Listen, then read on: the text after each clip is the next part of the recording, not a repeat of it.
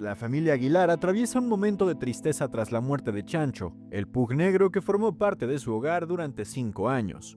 La noticia fue compartida a través de redes sociales por Annelise Aguilar, quien explicó que el perrito falleció luego de sufrir un accidente en la alberca de la residencia familiar.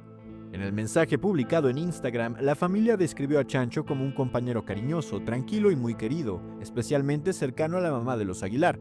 También recordaron sus ladridos, ronquidos y la ternura que llevaba al hogar, destacando que pese a su corta edad, fue un perro feliz y rodeado de amor. La noticia generó múltiples reacciones entre seguidores y fans de Ángel Aguilar y Pepe Aguilar, quienes enviaron mensajes de apoyo a la dinastía. Chancho era conocido en redes sociales por aparecer constantemente en publicaciones familiares y se había convertido en uno de los consentidos de los seguidores.